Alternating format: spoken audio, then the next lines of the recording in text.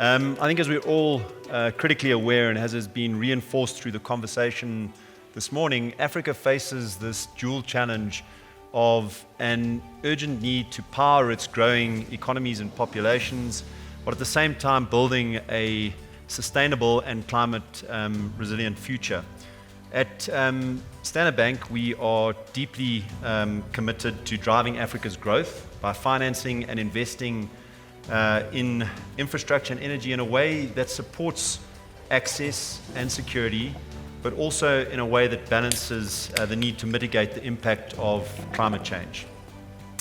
So in this regard, as Sim alluded to earlier, in 2022 we launched our climate policy, which commits us to a net zero pathway by 2050, but also set some fairly ambitious targets at 450 billion by 2028 in terms of sustainable financing across green, social, and transition-eligible activities.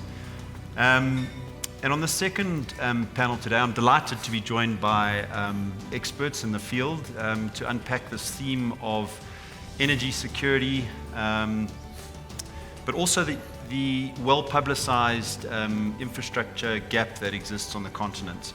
Thanks, Steve. Rudy Dix. I'm the head of the Project Management Office in the Presidency. We do a few things. Of course, the Operation Vulindlela is the core work that we do, and some of the work related to the energy crisis and energy security.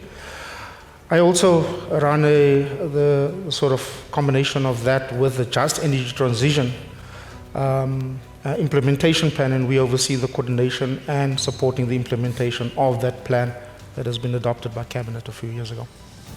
Just from a South African government perspective, how do you see the current energy dilemma, balancing the climate challenge with the need for reliable supply and the imperative of ensuring that we have a just energy transition? Thanks, Steve. I mean, absolutely.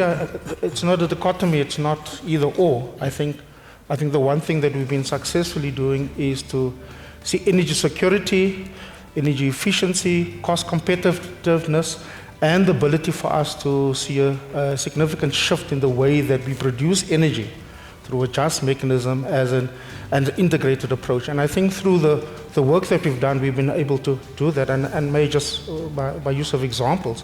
I mean, when we sort of did the changes to the Electricity Regulatory Act, and the Schedule 2 that allowed for registration of utility scale generation projects, and of course embedded that now into the subsequent era that came into effect in 1st of January 2025. The more important part was that you were not only producing for own use, you were producing for multiple off-takers that was not Eskom. And I think that was fairly significant. When we track the projects that are there, in actual fact, businesses take decisions on what would be the lowest sort of cost of what generation outbuild. So there's choices. The law doesn't say you've got to build this or that. You make choices around the generation capacity. And we track the 22.5 gigawatts of electricity generation. 95% of that is renewable energy.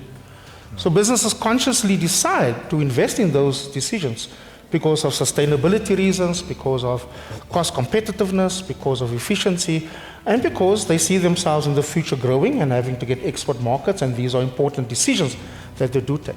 So the choice is not just, it's energy security versus that. I think that what we have seen is integration of that. And so, of course, there are trade-offs in this conversation, so I put it in a nice way, but in actual fact, there are always the sort of trade-offs that are there. But the point of the matter is that we can present any form, and I missed sort of Bjorn's conversation early on presentation, but I got the back end of the debate with Deepak. I mean, we can present any form of data. The fact is that we are, per capita, one of the highest carbon emitters. And therefore, we can make choices around how we produce energy very differently.